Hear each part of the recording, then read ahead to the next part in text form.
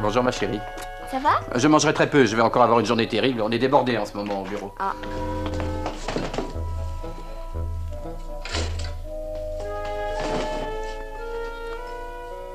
Est-ce que le courrier est arrivé? Non, j'ai pas encore... Ah bah si, tiens, il est là. Maman? Qu'est-ce que tu as dit, ma chérie? Rien, mon amour, je marmonnais. Oh, Jean-Pierre, mon cousin Mario va se marier. Tu sais, celui qui vit en Égypte. Il fait un très beau mariage, paraît-il. Quelle chance. Et sa fiancée me demande comme demoiselle d'honneur. Demoiselle d'honneur à un mariage en Égypte? Il fait au Caire un temps merveilleux à cette époque de l'année. Ça m'aurait étonné. Samantha, la fiancée de Mario, est tout simplement ravissante. Elle a une très belle fortune. C'est une des nôtres, bien entendu. Ah, bravo. Eh bien, vous lui porterez nos meilleurs vœux parce que Samantha ne pourra pas y aller. Ne soyez pas ridicule. Bien sûr qu'elle ira. Non, maman. Jean-Pierre a trop de travail pour l'instant. Il n'est pas question que j'aille où que ce soit sans lui. Non, tu plaisantes. Samantha est tout ce qu'il y a de plus sérieux. Si elle doit aller où que ce soit, ce sera avec moi, comme au bon vieux temps. Ainsi, vous êtes bien décidé à vous dresser contre moi. Disons que si vous voulez que je suis décidé à exercer mes prérogatives de mari. Je vais écrire un petit mot d'excuse que j'enverrai tantôt. Ça ne sera pas nécessaire. Je leur transmettrai ton message de vive voix. Au fait, puisque nous parlons de messages, j'en ai un personnel pour vous, mon gendre. Lequel? Vous allez avoir des embêtements. Ah ben, celle-là.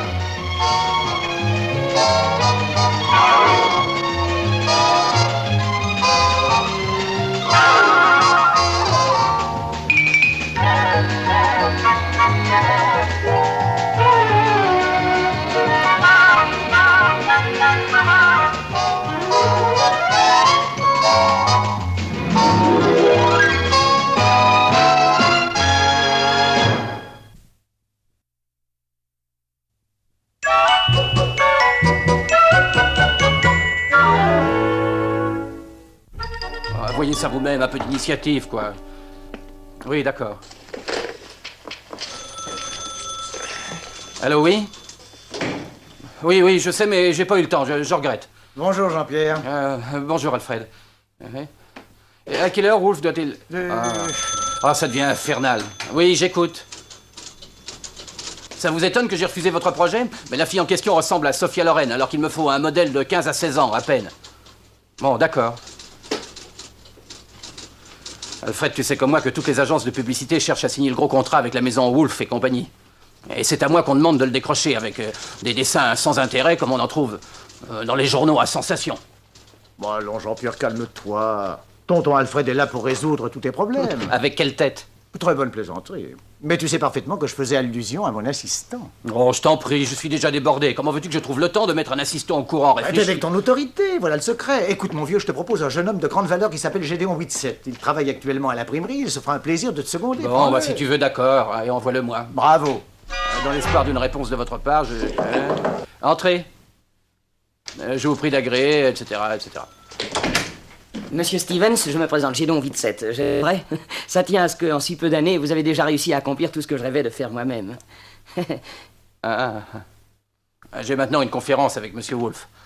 Et je n'ai pas le temps de vous mettre au courant, malheureusement. Mais regardez-moi et écoutez-moi. Et faites-en votre profit. Certainement, monsieur. Vous ne voyez pas d'inconvénient à ce que je prenne quelques notes pendant que vous parlerez? Il faut que j'apprenne tant de choses, et ces choses-là, c'est seulement de vous que je veux les apprendre. Ah non, très bien. Et Monsieur Wolf, voici notre cher Monsieur Stevens. Ah, c'est donc vous le brillant jeune homme dont on m'a tant parlé. non, Monsieur Wolf, c'est celui-ci, Jean-Pierre Stevens.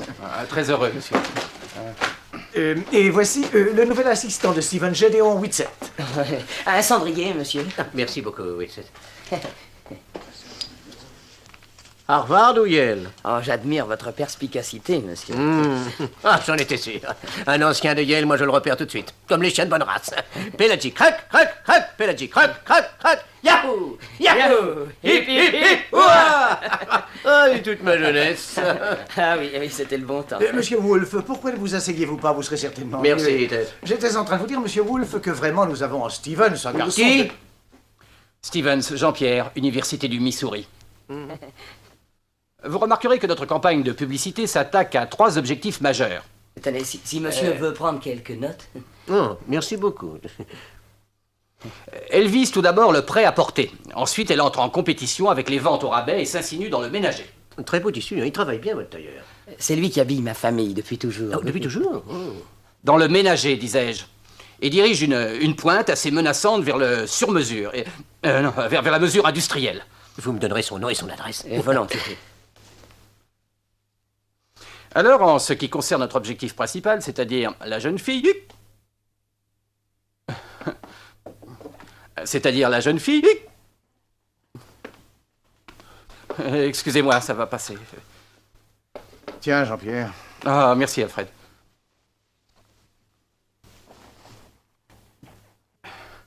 Je vous disais donc que toute notre attention est orientée vers la jeune fille qui se tient au premier plan et le jeune homme qui est derrière elle et qui lui dit « Mademoiselle, vous avez un de ces... » Il lui dit « Vous avez un de ces... » C'est pas encore passé. Pardon, si vous permettez. Il lui dit, vous avez un de ces chics avec cette robe de cocktail, on voit tout de suite qu'elle vient de chez Wolf. Ah, écoutez, non. On ne pourrait pas user d'un autre mot que cocktail. Oh, mais si, bien sûr, monsieur, si. Pas du tout, non, non, non, non. Les jeunes filles d'aujourd'hui sont très portées sur le... On pourrait peut-être dire robe à danser, plutôt. Ah, voilà qui est parlé. Ah non, mais il a rien à dire, lui. C'est Un moi... mot joli, simple, j'aime beaucoup ça. Vous savez, Tête, il est parfait, ce garçon, il a beaucoup de goût. Vous êtes très aimable, monsieur Wolf. Oui, c'est vrai. Vous et Stevens, vous vous complétez très bien. N'est-ce pas, Jean-Pierre? Ça marche, les affaires, hein? Je suis impatient de participer à cette petite réunion dans le bureau directorial avec monsieur Wolf. Ah oui, vraiment? Dites donc, j'ai jeté un coup d'œil sur votre dossier personnel. Vous n'avez jamais étudié à Yale? Non, monsieur, mais je ne l'ai jamais dit. Vous en avez donné l'impression, en tout cas. Oh, bon sang. J'ai oublié ma serviette. Vous pourriez aller devant et je vous rejoindrai.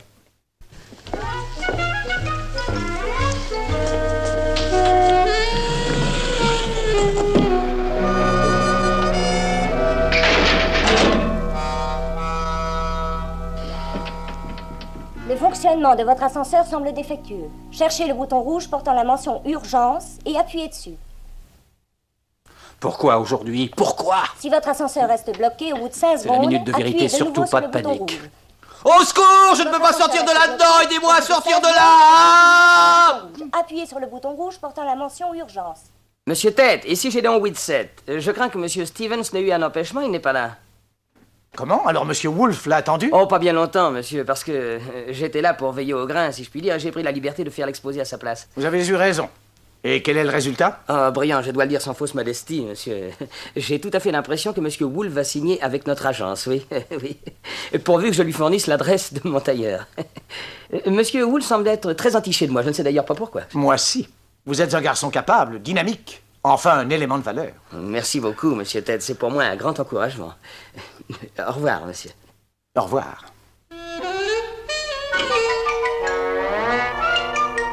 Écoute, chérie, c'est pas compliqué. À partir du moment où cet individu est entré dans le bureau, je suis allé de catastrophe en catastrophe. Oh, ça n'a rien de surprenant, je À sais. croire que ce gars-là m'a jeté un sort. Cette panne d'ascenseur, c'est la première fois que ça m'arrive.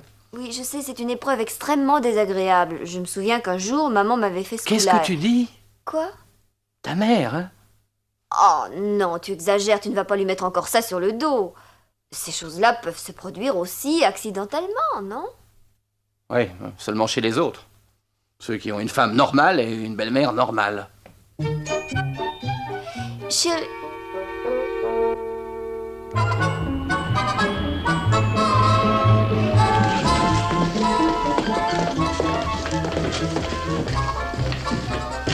Vous êtes en retard. Je suis tombé en panne d'essence, vous imaginez ça? Je sais, n'empêche que j'ai fait le plein hier. Ah, vous voilà. Toutes mes excuses. D'habitude, messieurs, je ne suis pas en retard, mais il m'arrive pour Oui, l'instant... ça n'a pas d'importance. Jean-Pierre Whitsett vient de montrer des dessins. Les dessins? Mais je les avais oubliés, c'est pour ça que j'ai dû retourner chez moi. Et c'est justement en repartant que je suis tombé en panne d'essence, Non, alors que ça ne j'avais fait rien, le plein ça la ne veille fait et que... rien. Et ça me plaît beaucoup. Je suis très content de ces projets, mon jeune ami. À part les quelques petits changements que je vous ai demandés. Mais certainement, monsieur, je vous en prie. Dites au revoir. Stevens, écoutez, monsieur Wolf, je voudrais vous expliquer... Ne te mets pas les pieds dans les plats. Les pieds dans les plats.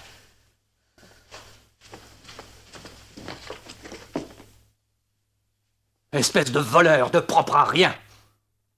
Alfred, j'ai passé une partie de la nuit à les mettre au point. Ce sont mes dessins, trait pour trait. Ceux que tu as oubliés à la maison? Oui, ceux que j'ai oubliés à la maison. Donc il y a... Ça, c'est extraordinaire. Comment a-t-il... Par la magie noire, peut-être? Alfred, tu ne me croirais pas si je te disais oui. Jean-Pierre, tu es fatigué. Tu as besoin de prendre un congé. Tu as beaucoup travaillé ces temps-ci. Tu vas rentrer chez toi et te reposer quelques jours. Surtout, ne te fais pas de soucis. Gédéon connaît le travail et il contrôle tout. Oui, c'est ce que fait aussi Andorra.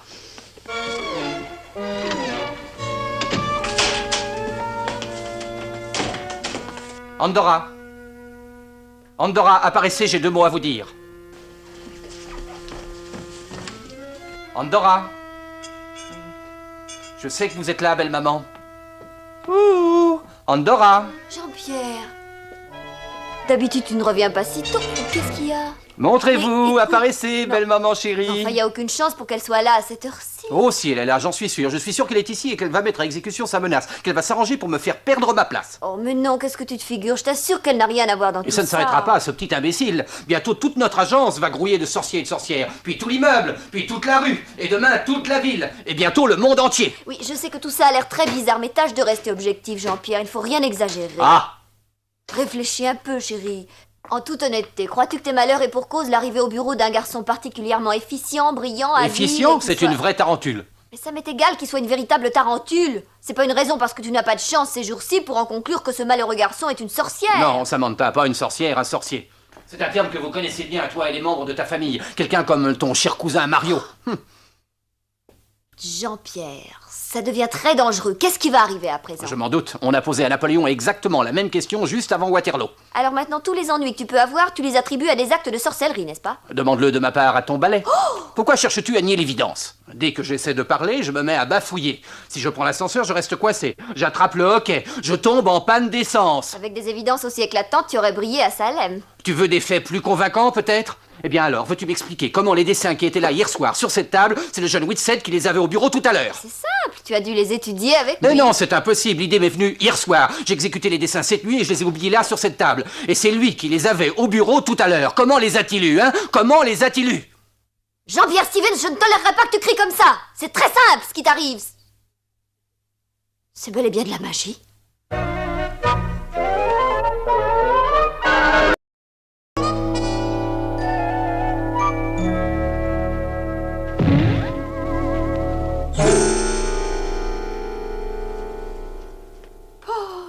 Pauvre Jean-Claude. Non, Jean-Pierre. C'est la première fois que je suis vraiment désolée pour vous. Vous y étiez? C'est exact, je reviens à l'instant de ce mariage. Oh, ça a été d'une beauté absolument saisissante. J'ai l'impression que je deviens extrêmement sentimentale. Vous comprenez, Jean-Henri? Jean-Pierre. Oh, oui. Jean-Alfred, vous avez beau être une nullité, vous êtes tout de même de la famille. Enfin, qu'est-ce que vous racontez, belle maman? Vous avez de gros embêtements, Jean-Hector. Oui? Très bien, je ne connais qu'un moyen pour briser un charme. C'est de le remplacer par un autre. Vous allez me donner un truc, une chose, enfin un machin qui me donnera le moyen de jouer le même jeu que lui et de le vaincre? Si décevant que vous soyez, vous êtes de la famille, alors... Merci, Andorra, vous êtes chic. Êtes-vous si chic que ça? Ai-je raison d'avoir confiance en vous? Faites ce que vous voudrez. Mais il n'y a pas d'autre sorcière que moi dans la région, cher gendre.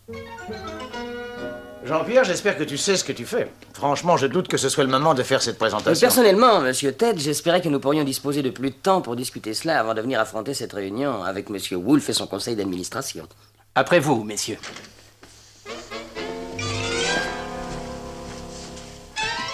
Aussi, messieurs, notre devise concernant la partie ameublement et décoration pourrait être... Vivez... Excusez-moi. Vivez...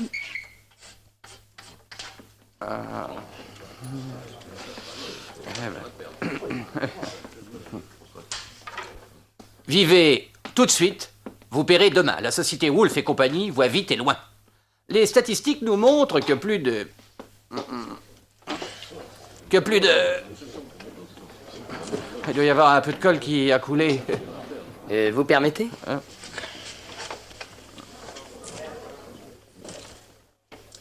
Que plus de 38% des ventes d'ameublement s'effectuent non pas au comptant, mais à tempérament. Je suggère donc que ce mode de règlement soit adopté par Wolfe et compagnie sur une vaste échelle dans le cadre du plan publicitaire Paiement échelonné, vie facile.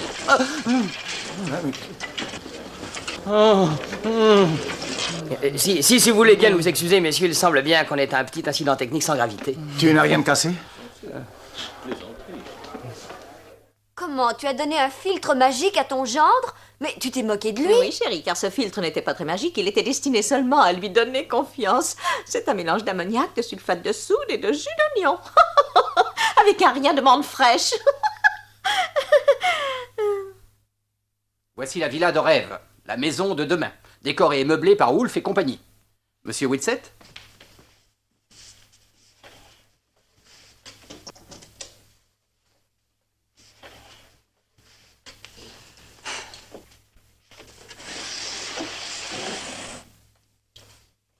Nous avons prévu de diffuser cette maison témoin et de la construire en série. Nous estimons que ce modèle réduit est susceptible d'attirer l'attention d'acheteurs éventuels si nous la plaçons chez des spécialistes du meuble, chez des décorateurs, dans des expositions. Mais dites donc, messieurs, il y a un court-circuit. Mais monsieur Stevens, il y a le feu là-dedans. Mais ça brûle au feu, voyons, messieurs, je vous en prie, pas de temps. Mais enfin, faites quelque chose, monsieur Stevens. Oui, sûrement, je vais faire quelque chose, là, quelque chose que j'aurais dû faire depuis longtemps. Tiens, voilà, attrape ça. Et encore ça. Attention, Jean-Pierre, pousse-toi. Et ça.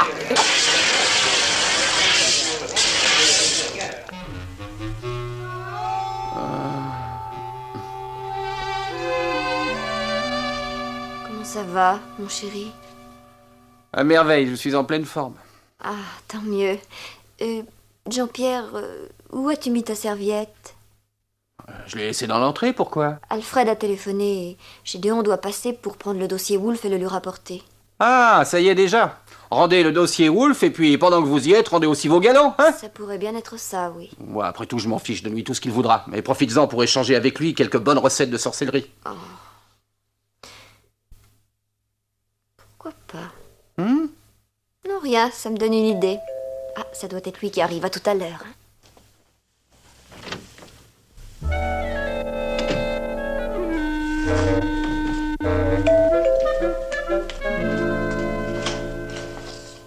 Bonjour, madame Stevens. Monsieur Whitsett, sans doute. C'est ça, Gédéon Whitsett. J'espère, madame, que je ne vous dérange pas. Je suis seulement venu récupérer le dossier Woolf que détient votre mari. Oui, le dossier est là, je vous en prie, entrez. Merci. Ah, vous avez vraiment une bien jolie maison, madame Stevens. Comme on dit chez moi, belle maison, ménage heureux. Quand on entre ici, on sent tout de suite que vous devez être fait l'un pour l'autre. Merci. Nous sommes terriblement inquiets à propos de monsieur Stevens. Est-ce qu'il va mieux maintenant? Il ne va pas très bien, à vrai dire. Ah, vraiment, j'en suis désolé. C'est un homme que j'admire tellement. C'est mon idole. Mais je suppose qu'il a déjà dû vous dire quels étaient mes sentiments pour lui. Oh oui, je suis au courant. Vous savez, madame Stevens, j'éprouve réellement pour votre mari une immense gratitude. C'est lui qui m'a donné ma première chance, qui m'a permis de démarrer. À une vitesse qui vous a permis de le devancer aussitôt. Ah non, non, tout ce que je peux espérer, c'est me maintenir à sa hauteur. Monsieur Whitsett, comment vous débrouillez-vous pour être aussi charmant toute la journée? Ça doit vous épuiser à la longue. Oh, non, non, c'est naturel. J'adore plaire à tout le monde. Et puis, on attrape plus de mouches avec du miel qu'avec du vinaigre. Non, vous êtes trop gentil pour être honnête. Ah, vous croyez ça? J'en suis sûre. Ça m'intéresserait beaucoup de vous voir tel que vous êtes. Si les souhaits étaient des chevaux, on verrait galoper des clochards. Quand on veut faire son chemin, faut pas avoir peur d'écraser les gens, de pousser et de jouer des coudes. C'est ce qu'on dit. Moi, j'en suis sûr. Ça ne m'effraie pas de lancer ma machette et de faire voler quelques têtes. Vous êtes vraiment très courageux. Ah. La plupart des gens ne doivent pas savoir comme vous avez travaillé dur pour avoir ce que vous vouliez. Vous croyez qu'on me sous-estime, alors? J'en suis sûre. Est-ce que vous avez toujours été comme ça? Lorsque j'avais 6 ans, j'ai engagé une équipe de 10 gamins pour vendre des journaux et je leur prenais tous leurs bénéfices. Quelle précocité. Mais à la fin de mes études, j'étais devenu si riche que j'ai réussi à me faire remplacer à mes examens par un pauvre type. Pendant que j'étudiais les choses qui ont vraiment de l'importance dans la vie, je commençais à me pousser sans perdre une seconde. Je vous fais confiance. Une cigarette? Oui, merci. Oh, il n'y a que nous deux. Faites donc comme si vous étiez chez vous. Hein? Cette cigarette, allumez-la à notre manière. À notre manière, qu'est-ce que ça veut dire? Que ce briquet ne fonctionne pas. Ah bon? Alors vous avez du feu? Certainement. Ben vous êtes des incendiaires, vous et votre mari. Oh, je suis vraiment désolée, mais c'est un accident, vous savez. Dites-moi, toutes ces merveilles, vous les accomplissez vous-même? Oui, vous l'avez dit, mon petit. Sans l'aide de force extra-humaine? Ah non, sans le moindre surnaturel, il s'agit seulement de tuer si on ne veut pas être tué. La vie est dure, mon petit, il faut être le premier si on veut être devant les autres. Vous voyez ce que je veux dire? Et pour ça, il faut la connaître dans tous les coins. Tu parles. Et pour ça, j'avoue avec plaisir que vous êtes nul. Mais vous, très fort. Comme quand vous sabotez les exposés de mon mari. Vous m'avez espionné. Ou encore quand vous bloquez l'ascenseur. Oh non, alors vous me voyez faisant ça? Mais vous auriez pu. Oui ou non? Naturellement. La méthode est bonne le plus souvent, mais pas toujours. On pousse tous les boutons en même temps que celui marqué arrêt. Vous êtes effrayant d'habileté. Je commence à croire que vous êtes magicien. Il vaut mieux le croire, en effet. Sinon, comment auriez-vous eu là-bas au bureau des dessins semblables à ceux que Jean-Pierre avait laissés chez nous? C'est un miracle de plus à mon actif, voilà tout. Des gribouillages? Mais oui, bien sûr, je comprends. Jean-Pierre gribouille chaque fois qu'il téléphone. Il a fait ses dessins la veille sans se méfier de vous et sans se douter de rien. Vous saurez, mon petit, que les guerres se gagnent à coups de corbeille à papier. Monsieur Stevens! Et un mot de trop peut faire couler un bateau.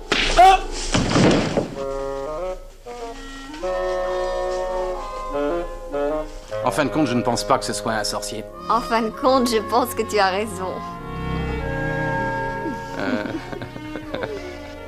Je trouve que tes dessins sont très brillants. Merci Alfred, j'espère que Monsieur Wolfe est de cet avis. Oui, c'est-à-dire non. Dites donc, où est le jeune Whitsett? Il sait ce que je veux, lui. Le jeune Whitsett a repris son emploi de balayeur. À ce sujet, j'ai étudié son projet établi d'après vos données et c'est une catastrophe. Et si je vous disais, vous ferez comme je veux? Je vous répondrai, adressez-vous à une autre agence. C'est ce que vous avez fait précédemment. Et aussitôt, vos ventes sont tombées de 23%, si je ne m'abuse. 24%. Et alors? Alors, si vous voulez avoir une publicité professionnelle établie avec soin et d'un rendement intéressant, écoutez les techniciens dont vous payez les conseils et cessez de dire au médecin comment il doit soigner le malade. Bon, d'accord.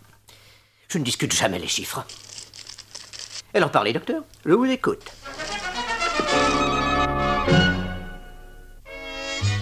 Tout ce qu'il me fallait, c'était un peu de confiance. À nous deux. Ma belle petite sorcière. Je suis très flattée. Oh, encore un peu de cognac? Non, merci.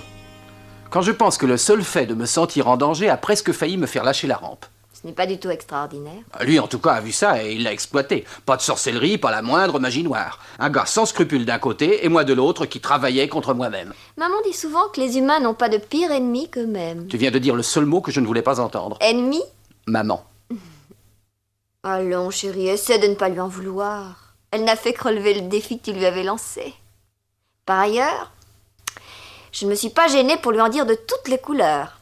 Toi, quand? Ce matin, elle était tellement furieuse qu'elle a juré de ne plus jamais revenir. Non, c'est vrai? Comment tu nous as enfin débarrassés de ce...